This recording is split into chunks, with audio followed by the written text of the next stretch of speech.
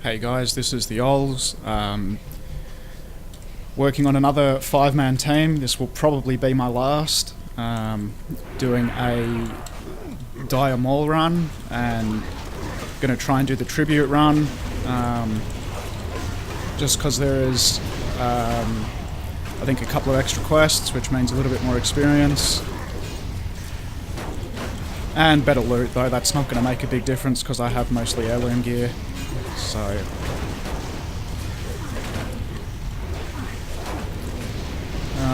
what is there to say? This team is a warrior tank, a Resto Druid. It's actually my first Resto Druid. A Mage who I've spec'd fire at the moment, just because my other Mage is ice. I wanted to try fire. I have a Warlock who is at the moment spec'd demonology, though I'm fairly certain I'm going to change that to destruction probably at level 60. It was really, again, just to test it out. I haven't been a huge fan, but I may try it again at later levels and see, maybe at level 85 or 90 it starts to come into its own. The other character I have on this team is a rogue. The first rogue I've leveled as well. The rogue is Assassination spec, and rogues are probably the class I know the least about out of any, so hopefully I can figure out what the rogue does and how it works and all that sort of stuff. He's doing pretty well so far, but again, I'm sure there's more to get out of the rogue.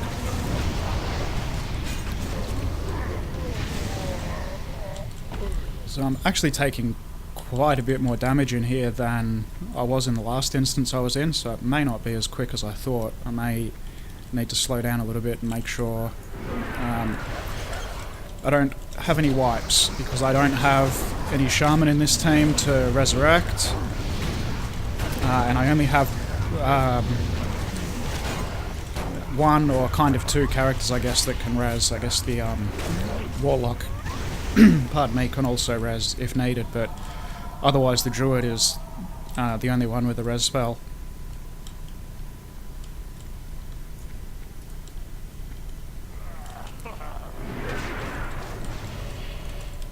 If you go back a little while to Vanilla WoW, doing Dire Maul tribute runs was really popular. There was a lot of really good gear that dropped from in here. That was almost, some of it was almost like a prerequisite for raiding Molten Core. I think you had part of the Warrior Epic Sword quest. I might have even started in here. The what was it called? The Kelsara Sword, I believe. Which involved a bunch of stuff in here, and I think it involved some stuff in Onyxia's lair. In fact, I think the original Onyxia raid was where that quest line ended. And at the time it was like an epic tanking sword, huge quest line to get it. It was probably like one of the most popular and well-known tanking swords in vanilla, behind the legendary Thunder Fury, which of course everyone knew just because of what it looked like.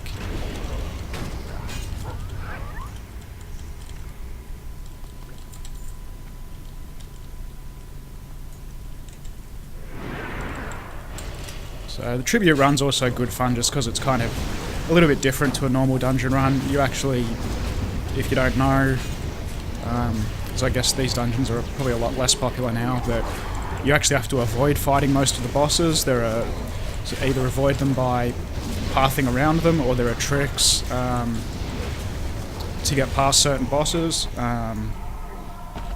which just kind of makes all the scripts for the last boss or last couple of bosses run a bit differently. So there's a boss up here somewhere. I need to make sure I have at least a little bit of an idea where he is.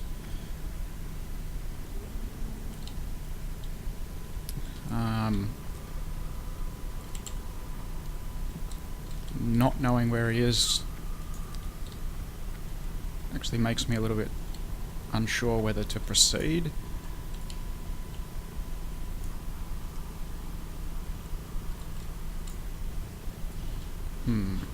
That's him there. So because he's pathing back that way, should have a pretty good chance to get in here and take out some of these before he comes back around. But he paths in kind of an odd way. It's not a direct square or circle around this area, so... Oops. It's the leveling guide add-on I've been using while I've had recruiter friends to try and power through levels as quickly as I can. Just telling me now that I can go somewhere new. So again, which way is he pathed? There he is, so I need to make ultra sure that I don't aggro him here, so I'm probably going to pull more of these than I would have liked to get into this corner, and I think he's going to turn around. I hope he's going to turn around. Oh shit, I lost my tank. Because I wasn't paying attention, I was paying attention to the boss.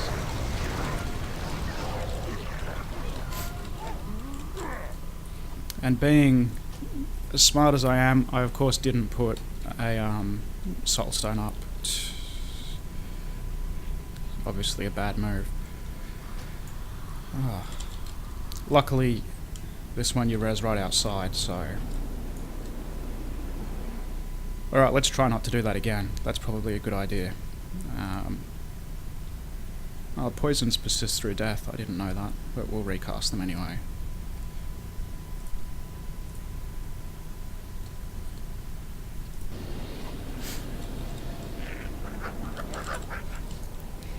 Alright, throw a quick AoE heal down.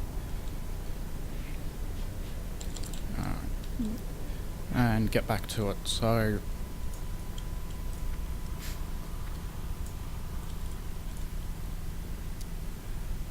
it was a bad move on my part. I thought I needed to pull all those to get out of the way of the boss. In fact, I probably did. So what I probably should have done was waited for the boss to finish that part of his pat, just run out of there and left, and then gone back round once he'd left.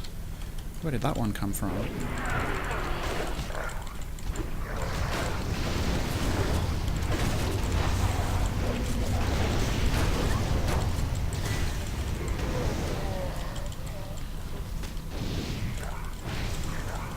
Oops, somehow missed aggro on him.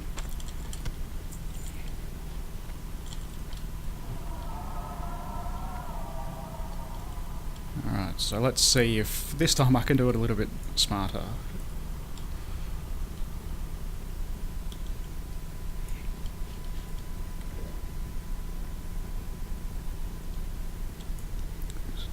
So he's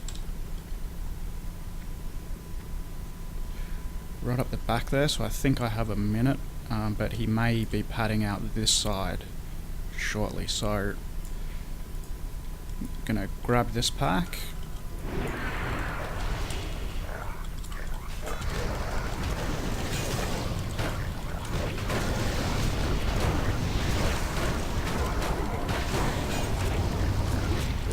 Yeah, these brutes hit hard, so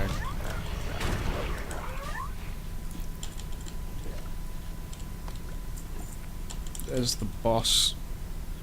So I'm pretty sure he gets to this corner and then turns around, so I should be fine here. Yes, excellent. I wonder if my rogue can pick this lock. No, not yet.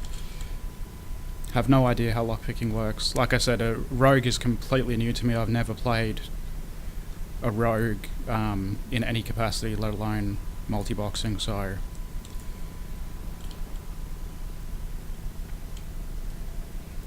yeah, so everything rogue is all new to me.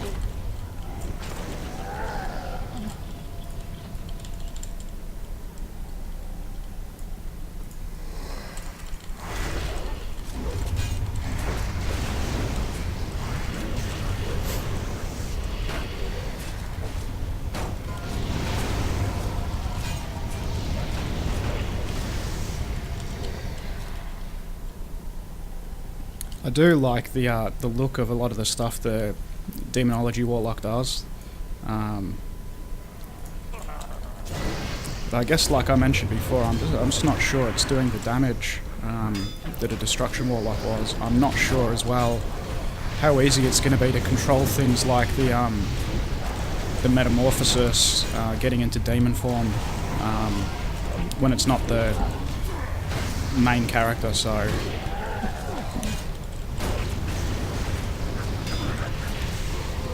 But again, we'll see. Maybe I find a really good macro for a Demonology Warlock that pulls it all together.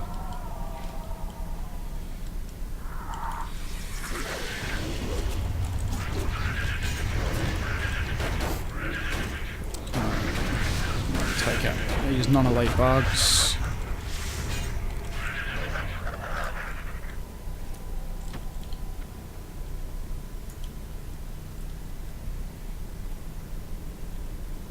So this is one of the bosses that you have a way to avoid. This here is a... I guess you'll see it, I just want to try and get an idea of where this boss is. Again, this boss pats around the corner. In fact, that eye that's coming I also need to stay out of the way of for the moment, till I have a better idea.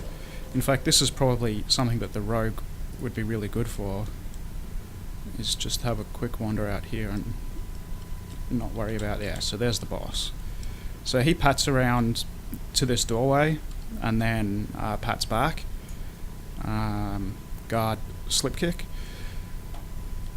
So it is absolutely ideal that I wait for him to start patting away and then engage this pack here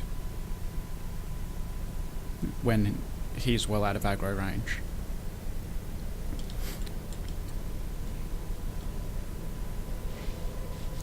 Excellent. So I need to get in here and try and take these out as quickly as possible.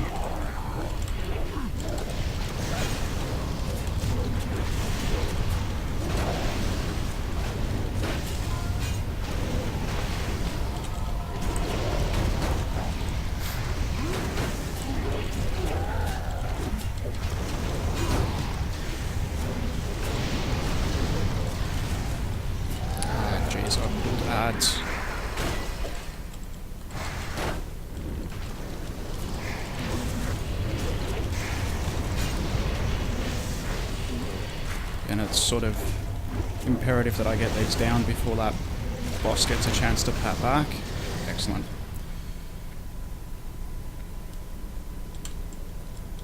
So I need to grab this quest. Talk to me. Glad I could help. And I need to arm this trap.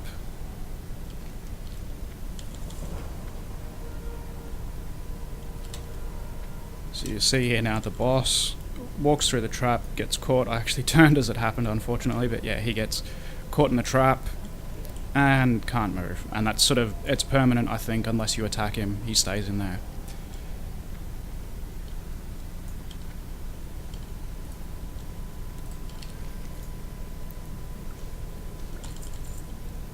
So do I need to turn this in or anything? Time is money, friend. No. In fact, maybe you can actually fix that trap before you talk to that guy. The quest he gives you is for another boss. I'm not sure if they go together now.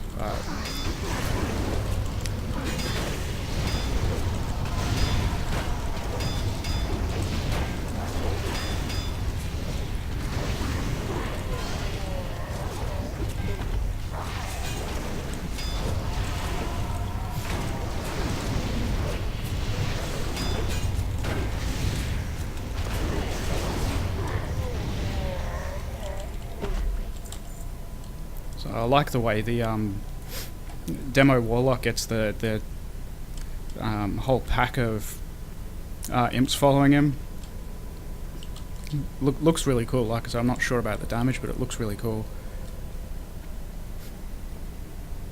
So up here is an item that you need for the next part of this quest. It's this thing here, the Ogre Tannin Basket, which I then need to go and turn back into that guy downstairs. So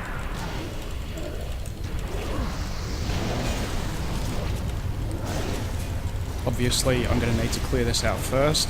And this is a, even though I got the quest on all my characters, it's a quest that only one of them can do per run, because there is only one of this item, and it doesn't replenish or anything.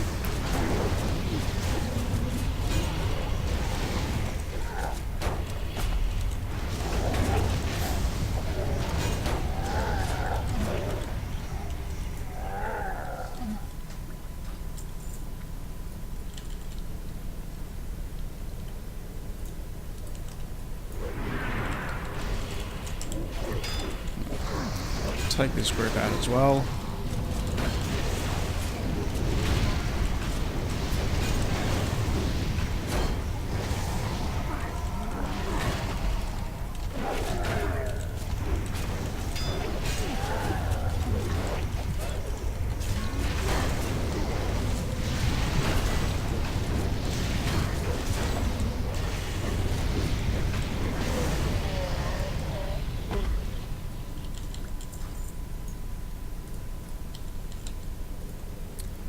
So we collect this Ogre Tannin and we run back.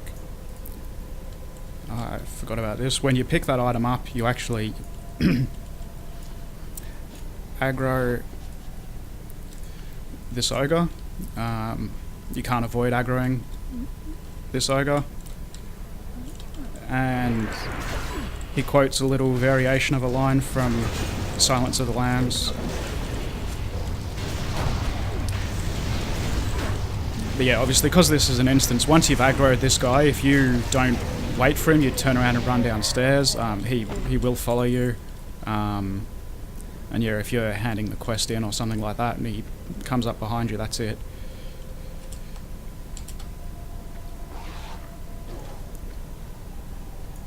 Quick shortcut over the edge.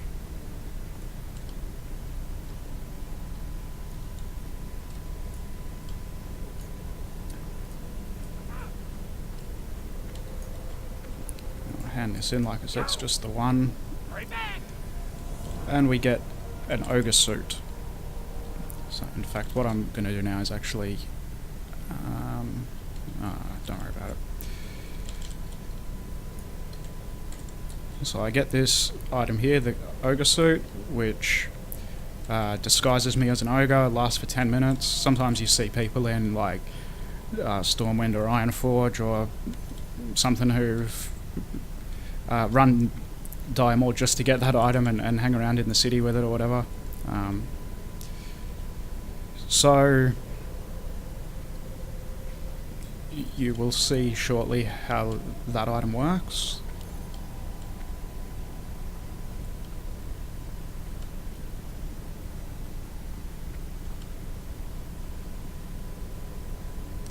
Probably should have done that quest on my road because he's the furthest behind in XP, but oh well, maybe next time.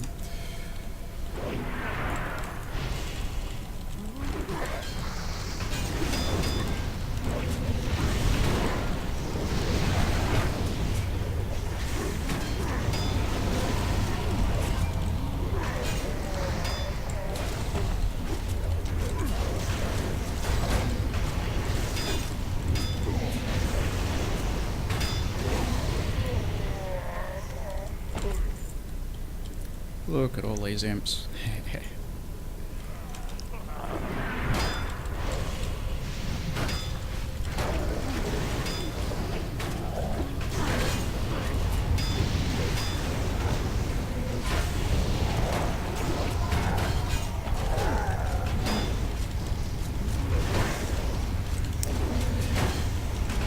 These guys also hit really hard, jeez.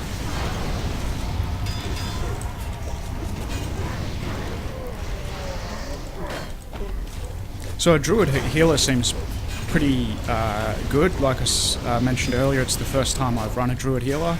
I kind of had a good idea of what Druid healers were like from the past, with a, you know, main focus on heal over time and that sort of thing. but it's definitely keeping up very well.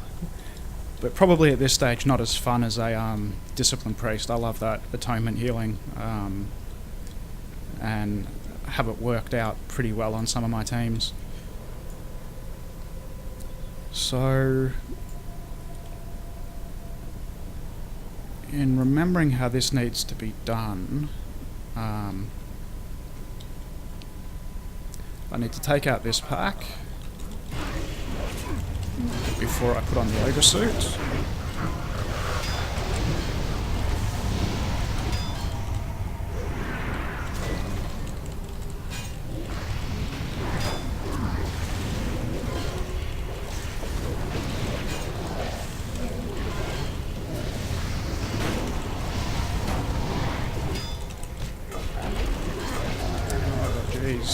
Need to get some more healing.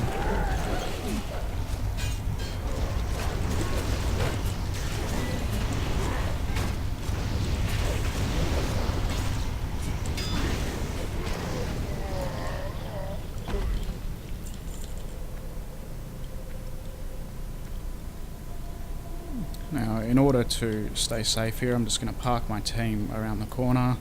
My waypoint's actually pointing me to the wrong thing, but so we put this ogre suit on. You can see I now look just like one of them, and this guy has become green to me and I can talk to him.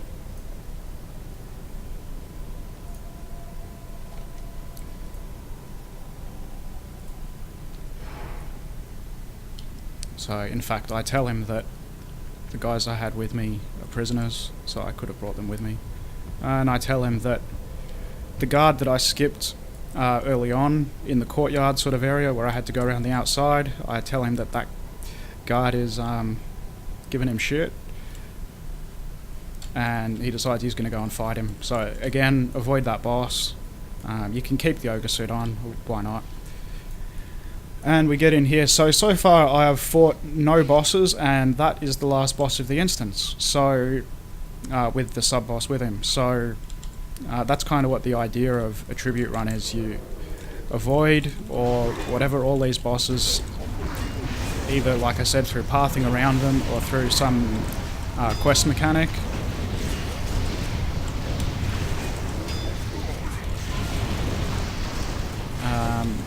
And you only need to kill the last boss, and you'll see there's a little bit of sort of an RP event after killing the last boss as well. Is that one of mine? Yeah.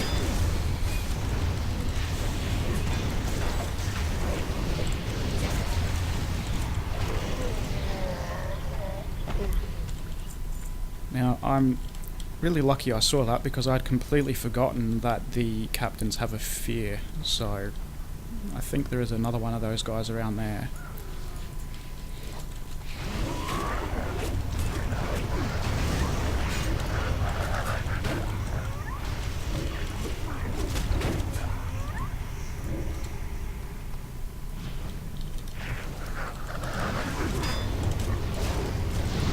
And two of them here, jeez.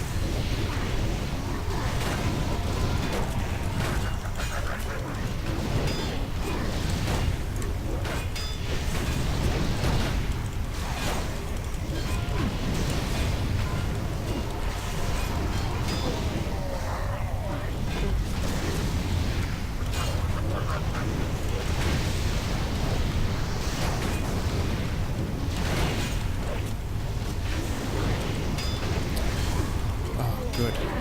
Got him before his fear came off.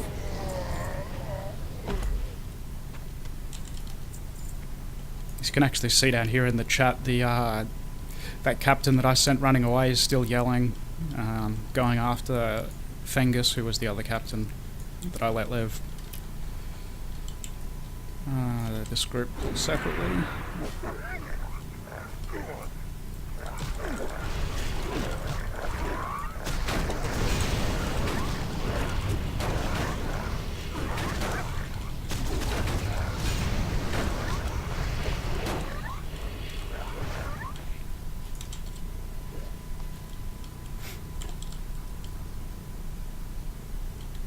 So now, to play it safe, I'm going to take out this pack before I take on the boss.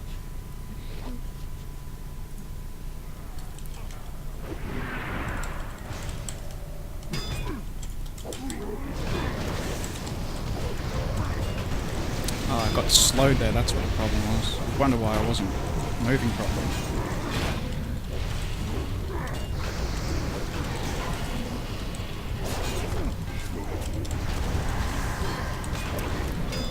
Oh, where is my rogue? Getting feared too.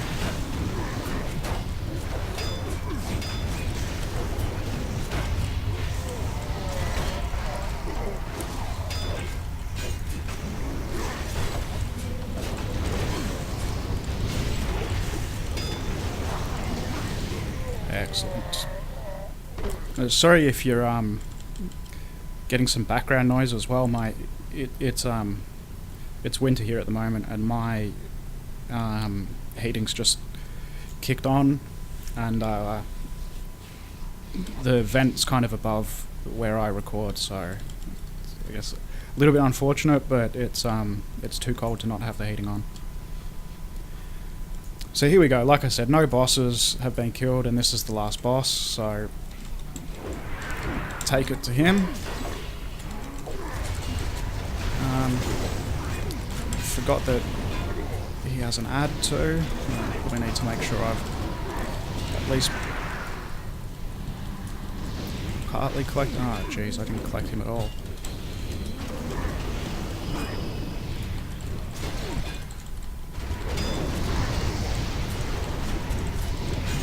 Alright, let's just burn down the boss. Forget it.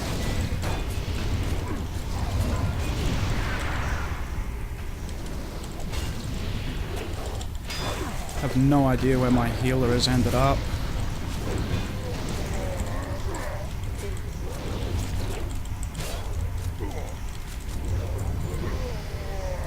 But the boss is down, and I believe once the boss is down, yeah, that mob, his ad stops. He turns green, stops being aggressive, and turns green.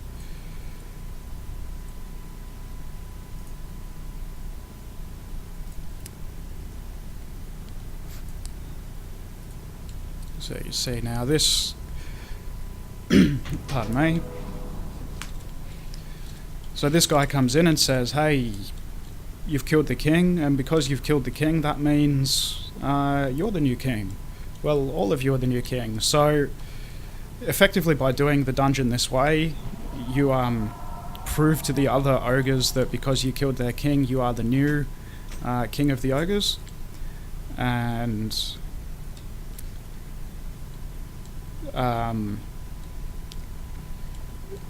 so he has not yet, sorry, I have to talk to him. So I say, what, I'm the king? That's awesome. What else does the king have to say? What else does the king get?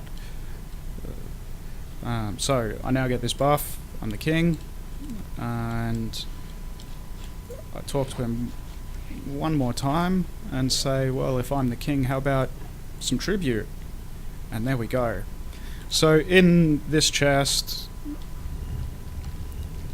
you get a whole bunch of blues, which kind of makes up for not pardon me, killing any of the bosses along the way. So